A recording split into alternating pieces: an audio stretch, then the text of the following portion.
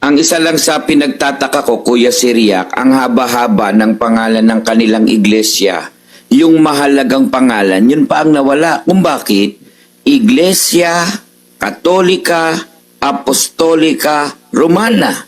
Yung mahalagang pangalan sa pagiging tunay na Kristiyano, Kuya Siriac, yun pa ang nawala. Oh, yan. Nawala daw ang mahalagang pangalan. Ha? Totoo ba yan? Mali. Bakit? Dahil kung tingnan natin mga kapatid, ang mabasa sa aklat na palagi nilang ginagamit. Alam nyo ba kung ano yung mabasa? Ito po ang mabasa sa naturang aklat na palaging ginamit ng mga ministro at sa the revelers. Discourses on the Apostles' Creed by Clement H. Crack sa pahina 191. In 1870 at the Vatican Council, the name Roman Catholic Church was proposed. But it was rejected. The bishops assembled unanimously decided upon this official name, the Holy Catholic Apostolic Roman Church, as descriptive of Christ Church. Ano daw?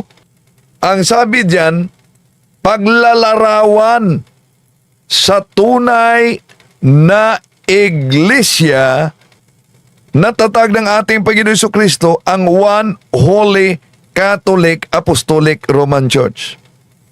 At sa paggamit nila sa mga aklat Katoliko para tutulan ang simbahang Katoliko, mas lalong at tumibay dahil sila mismo ay nagsusuwagan. At ano po ba yung pahayag pag nagsusuwagan? Kung pakinggan natin ang pahayag mismo ni Sandoval, pag nagsusuwagan daw, ibig sabihin, ito'y hindi tunay na iglesia. Napakaraming kontradiksyon. Kaya pag kontra-kontra, mali ang aral. Labag sa Biblia, kaya hindi po, eto tanong, hindi po, yan po ba ay masasabi nating tunay na relihiyon? Matatalino po kayo eh. Oh, so matatalino kayo. Masasabi ba natin na tunay na relihiyon ang kontra-kontra na aral? Bakit kontra-kontra na aral? Una, ang pahayag ng The Revelers ay noong 1870 at the Vatican Council, gamit nila ang aklat na Discourses of the Apostles' Creed. Utay-utay daw ang One Holy Catholic Apostolic Roman Church. Yung pangalan nila ngayon na opisyal. Kailan po nabuo yan? Babasahin po natin sa kanila aklat pa rin. Sa Discourses on the Apostles' Creed by Clement H. Crack, noong 1938 sa pahina 191, iniliwat na po sa wikang Pilipino. Noong 1870, sa Konsilyo ng Batikano, ang pangalang Iglesia Katolika Romana ay iminungkahi, ngunit ito ay hindi tinanggap. Ang mga obispong nagtipon ay buong pagkakaisang pinagtibay ang opisyal na pangalang ito, ang banal na Iglesia Katolika Apostolika Romana. Ayun, doon na po nabuo. Apo. Kumbaga, doon na nakompleto yung pagkaka-assemble. Utay-utay na nabuo, Kuya Siriac, hindi Apo. biglaan. Hindi po. Nag-evolve eh. Parang Pokemon ba? Kaya ano? Nag-evolve daw parang Pokemon. Kung tignan natin, sino ba nag-evolve parang Pokemon? Alam nyo ba? Una, yung natalikod ang Iglesia ni Cristo. Kailan yan? Kailan yan umabot sa isip ni Felix Manalo? 1913 daw ayon sa kanilang pasugo. 1914, yon ang pagrehistro sa Securities and Exchange Commission. O sino ngayong nag-evolve? At meron pa mga evolusyon sa kanilang aral, mga kapatid. So, utay-utay. Ngayon, kung utay-utay 1870. Binasa nila sa kanilang sulo, mga kapatid, na noong taong 325, meron ng One Holy Catholic Apostolic Roman Church. Pero nagsusuwagan kasi ang argumento ng mga ANC dahil bakit? Ayon sa kaanib na munting kaalaman, kaanib ng Iglesia ni Cristo sa channel sa munting kaalaman, at hindi lang yan, ito pang isa na ang One Holy Catholic Apostolic Roman Church naging official 17th century daw. Ito. Ang pangalang Iglesia Katolika Apostolika Romana, para sa inyong kaalaman, 17th century lang na-formalize. 17th century lang kadalasan o umugong na ginagamit ng simbahan. Hindi po yan ginamit, yung buong pangalan na yan, 17th century pababa. Sapagkat ang pangalang Iglesia Katolika Apostolika Romana, sabi na rin ng ministrong nakipagdebate dito kay Mr. Tamperd, ang pangalang yan ay parang assembled na jeepney. Yung Iglesia, yung Katolika, ibang taon ikinapit sa pangalan nila. Yung Apostolika, ibang panahon din nang idagdag nila. Yung Katolika Romana, ibang taon din ikinabit para madagdag. Oh, yun. Diyan mali ang mga kaanib sa Iglesia ni Manalo. Ang akala nila, mga kapatid, sa deklarasyon doon nagsimula, sa deklarasyon ang aral kaugnay sa palatandaan ng tunay na iglesia. Kundi sa deklarasyon, dineklara lang ng simbahan ang di mabagong katotohanan. Bakit? Mali sila. Mismo sa kanilang, sa aklat ni Felix Manalo, sulo, taong 325 Anno Domini pa sa panahon ni Constantino, binanggit na ni Manalo na ang One Holy Catholic Santa Iglesia Apostolica Katolika Romana. Kaya kung sa taong 325 at sabi naman nitong mga kaanib na 17th century, una, yung 1870, 17th century ba yan? Oh, kontrahan na. 1870 ba sa kanilang, sa aklat Katoliko, pero 17th century daw yan. Pangalawa, sa 17th century nagiging official daw ang One Holy Catholic Apostolic Roman Church. So therefore, bago ang 17th century, wala pa at hindi pa ginagamit ang Santa Iglesia Apostolica Katolika Romana. Pero pakinggan natin ang The Revealers. Masyado tayong minamalit ni Talibong akala niya wala tayong mga ganyan. Hoy, Talibong, kumpleto kami. Ayan, tanggap niya rin ba yan? Page 30 yan. Ah. Meron tayong sulo eh. Oh, yan. Mabasa ninyo sa sulo, sa pahina 30, ang Iglesia Apostolica Katolika Romana. Kaya kung ang argumento nila 1870, utay-utay daw umano, mga kapatid, ang palatandaan ng tunay na iglesyang tatag ng ating Panginoon Jesucristo, bakit sa aklat ni Felix Manalo 1870, ito pinakita nila Iglesia Katolika Apostolica Romana. Ang sabi ng kanilang kaanib, bago ang 17th century, di pwedeng gamitin ang Santa Iglesia Apostolica Katolika Romana dahil lumabas lang ito 17th century daw. Oh, pero anong sabi ng mga revealers? Meron. Ayan, sa pulong na ito, sumipot ang bagong relihiyon na siyang pinamagatang Iglesia Katolika. Oh, ang may akda niyan ay si Felix Manalo na sa 325 sumipot daw ang bagong relihiyon. Ay, palagay natin na di ba nagkontrahan? Sumipot. Yun ang pagkatatag, 325. Ano yung sinabi ni Parma na ang Iglesia Katolika ay tatag ni Ignacio? 110. Doon ba sa pagkatatag ni San Ignacio, kung yung sundin natin ang kanilang argumento, hindi sumipot? Okay, tuloy natin. Apostolica Romana.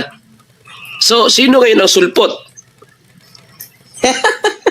Tawa sila, sino ang sulpot? Malinaw kung sino ang sulpot. Ang Iglesia ni Kristong Tatag ni Felix Manalo sa 1914 Punta Santa Ana, Manila, na nakakita lang ng pangalan sa Biblia Iglesia ni Cristo, abay inaangkin na sila daw umano yun. Dami pang mga nagdala ng Iglesia ni Cristo Church of Christ. Dami. Na nauna pa sa kanila. Ibig ba sabihin, dahil sa pangalang Iglesia ni Cristo, yun na ang katibayan na tunay na? May nauna pa nila.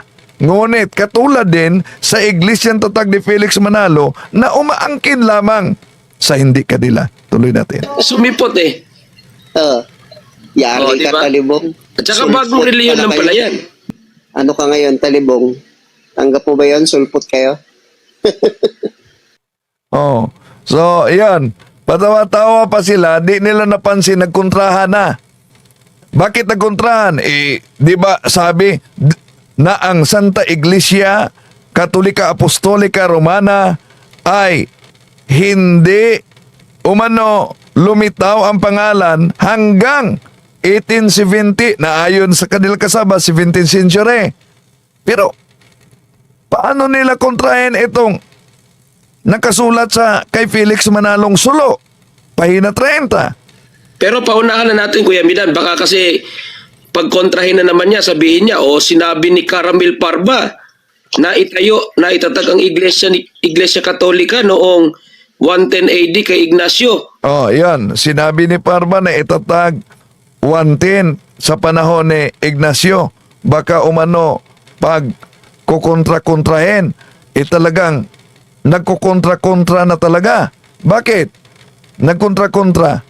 Di po ba ayon din ni Phil John Fuentes na ang simbahang Katoliko ay umiiral hindi dahil ito'y naitatag na sa Pasugo Magazine yan. 1987 page 4.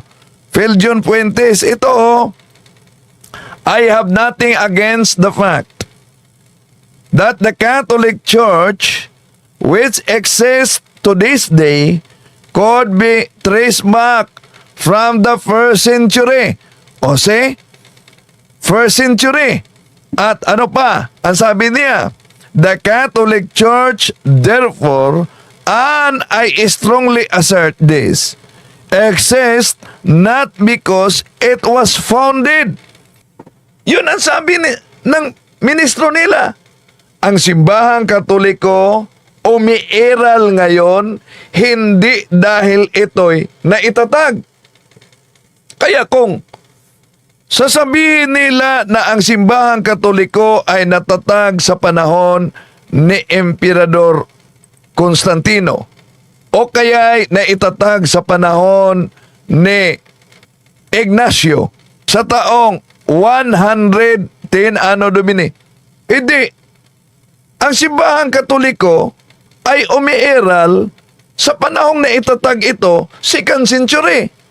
Kung 2nd century, ano itong nasa Pasugo Magazine? Diyo, na ang sabi, I have nothing against the fact that the Catholic Church, which exists to this day, could be traced back from the first century. O di ba nagsusuwagan na ang simbahang Katoliko ay maibalik sa unang siglo. Yan. Nagkukontrahan. At ano ang palatandaan pag ang isang sikta nagtuturo ng kontra-kontra, nagtuturo na nagsusuwagan? Ano ang sabi ni Sandoval kaugnay diyan? Pag nagtuturo daw umano ng kontra-kontra, ibig sabihin, hindi yan iglesyang tatag ng ating Panginoong Hesukristo. Kaya, ang aral na kontra-kontra, Napakaraming kontradiksyon. Kaya pag kontra-kontra, mali ang aral. Labag sa Biblia, kaya hindi po Ito tanong, hindi po, yan po ba ay masasabi nating tunay na relihiyon? Matatalino po kayo eh. Oh, so matatalino kayo. Kaya kung nagkontra-kontrahan, hindi yan tunay na reliyon. Kaya huwag kayong magiging brainwash. Ano po ba yung brainwash? Alam niyo, madaling makilala yung brainwash eh. Pag sinabi pong brainwash, sarado ang isip, yung maling ginagawa nung kanyang tagapangaral o mangangaral, hindi niya makita. Oh. So ang maling ginagawa ng mga ngaral hindi makikita. Kaya nga, di ba ninyo nakikita na nagkontra-kontrahan na ano daw 17th century lumabas ang One Holy Catholic Apostolic Roman Church. Kaya wala pa at hindi pwedeng gamitin ang Santa Iglesia Apostolica Katolika Romana before 17th century. Ang binasa nila, ang Discourses of the Apostles' Creed na ang nakasulat in 1870. The bishops assembled unanimously decided upon this official name, the One Holy Catholic Apostolic Roman Church. So, 1870, 17th century ba yan? Mali. Kaya kontra-kontrahan. Ang pangalang Iglesia Katolika Apostolika Romana, para sa inyong kaalaman, 17th century lang na-formalize. 17th century lang kadalasan o umugong na ginagamit ng simbahan. Hindi po yan ginamit, yung buong pangalan na yan, 17th century pababa. O, hindi ginamit daw. 17th century pababa ang pangalan. Pero, taliwas naman sa binasa ng mga The Revealer sa aklat ni Felix Manalo. Masyado tayo minamalit ni Talibong eh. Akala niya wala tayong mga ganyan. Hoy, Talibong, kumpleto kami. Ayan, tanggap niya rin ba yan? Page 30 yan. Ah. Kaya nga, binasa ko yan. At ginamit ko yan dahil ang argumento ninyo, bago ang 1870, doon lang lumabas opisyal ang Santa Iglesia Apostolica Katolika Romana. Kaya before 1870, di pa at wala pang Santa Iglesia Apostolica Katolika Romana. Ngunit, sa aklat ni Felix Manalo, 325, nandan na ang Santa Iglesia Apostolica Katolika Romana. Tandaan ninyo, sa taong ito, wala pa ni isang protestante na tatag ng taong lumabas. Meron tayong sulo eh. Meron. Ayan, sa pulong na ito, sumipot ang bagong relihiyon na siyang pinamagatang Iglesia Katolika Apostolika Romana. So, sino ngayon ang sulpot? Sumipot eh. Yari diba? ka, Talibong. At saka bagong relihiyon lang pala yan. Oh, ayan. Bagong relihiyon pa lang umano. Yan. Natural si Felix Manalo ang nagsulat yan. Yung founder ninyo. Pero, pag sinabing bagong relihiyon, 325 kumpara sa 1914, alin ang bagong relihiyon? Ha? Pagkatapos, ginamit na ang bagong relihiyon, ano daw? Iglesia Apostolica Katolika Romana, taliwas ito sa kanilang pahayag na ang Iglesia Apostolica Katolika Romana dun lang sa 1870 lumabas. Okay, tuloy natin. Ano ka ngayon, Talibong? Tanggap mo ba yun? Sulpot kayo? Pero paunahan na natin, Kuya Midan, baka kasi pagkontrahin na naman niya, sabihin niya, sinabi ni Caramil Parba na itatag ang Iglesia Katolika noong 110 AD kay Ignacio. So, naitatag talaga umano ang iglesia noong 110 AD kay Ignacio. So, kontra na naman. Bakit? Tingnan yung pasugo ninyo. Magbasa naman kayo sa pasugo ninyo. The Catholic Church, therefore, and I strongly assert this, exists not because it was founded. So, sino sa kanila kaya, sa palagay ninyo mga kapatid, ang nagsabi ng katotohanan. Sila si Parba, the revealers, na ang simbahang Katoliko'y itinatag daw ni San Ignacio, samantalang ang kanilang Pasugo magazine, ang simbahang Katoliko ay umiiral. At sinabi pa dito, and I strongly assert this, umiiral hindi dahil ito'y itinatag. O di ba? Nagkukontrahan na. No? So, kaya sa mga nagsubaybay natin, buksan niyo yung isipan ninyo. No? Huwag kayong brainwash, sabi ni Sandoval. Ito kasi sa panahon ni Constantine, yun na yung magkasama na ang Iglesia Katolika at sila ng imperyo nang sila ay bigyan na ng kalayaan ni Constantine. Kaya yan ang pagtatatag niyan. Yan. Ang babaw. Nung nagsama na umano ang simbahan at ang imperyo, yon ang pagkatatag. Asan kaya nila kinalap yan? Na yung pagsasama sa imperyo, kung tingnan natin, mga kapatid, ang kasaysayan, napakalinaw na ang pagsama sa imperyo at iglesia, yon Iglesia Katolika, yon ay palatandaan na victory of the church against the Roman persecution. Yun ang kasaysayan. At wala tayong mabasa sa kasaysayan. Bakit? Alam naman natin na ang simbahang Katoliko, before the conversion of Emperor Constantine, tinatawag na pre-Constantinian period, ang simbahang Katoliko, mga kapatid, ay na-develop doctrinal and organizational structure. Kung tignan natin ang kasaysayan, gumamit sila ng kasaysayan, di po ba? Di tingnan natin ang kasaysayan. Ito po ang mabasa sa Encyclopedia, New Encyclopedia Britannica Volume 10, page 146. Roman Catholicism, a Christian church characterized by its uniform, highly developed doctrinal and organizational structure that traces its history to the apostles of Jesus Christ in the first century. Anno Domini.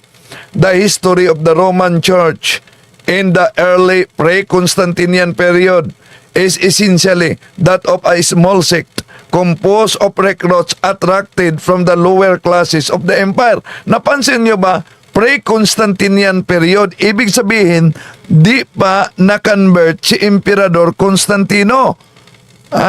So nag-exist na ang simbahan, mga kapatid.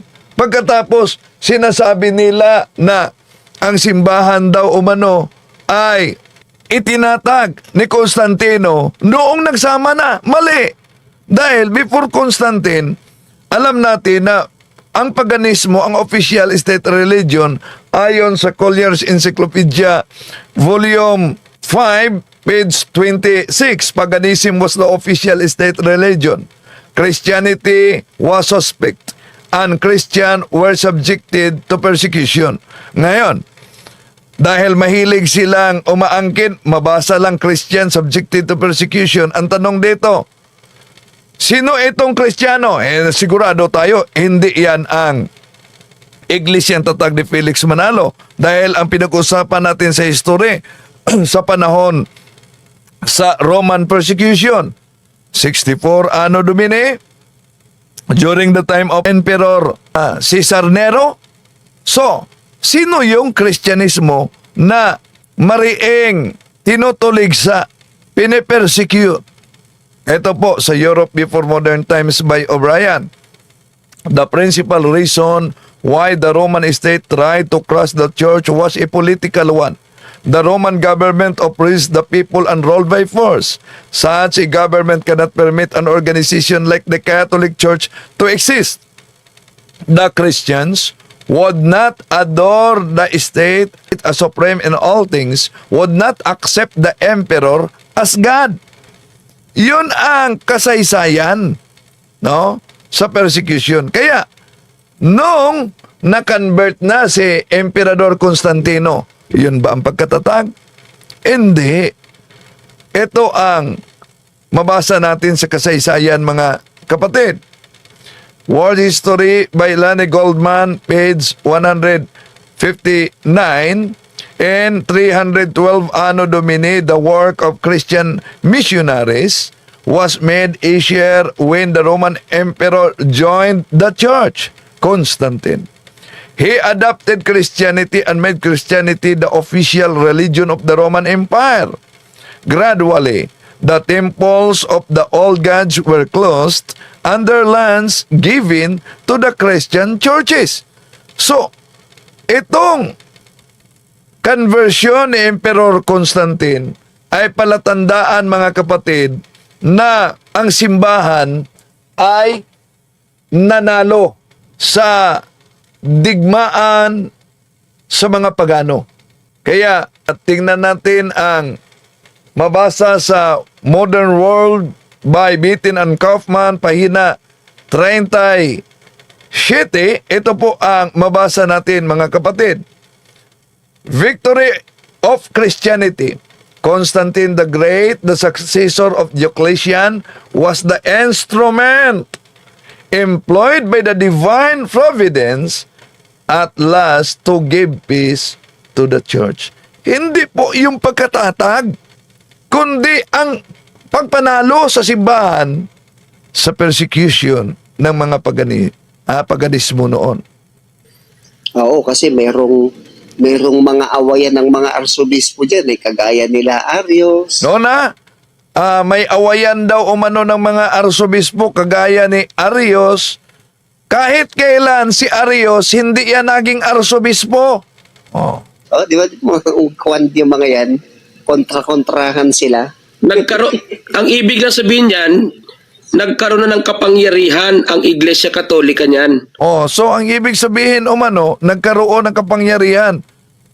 O di, hindi ang pagkatatag, kundi ang simbahang Katoliko, opisyal na ideklara ni Emperador Constantino as state official religion of the Roman Empire, because before the conversion of Emperor Constantine, paganism was the official state religion.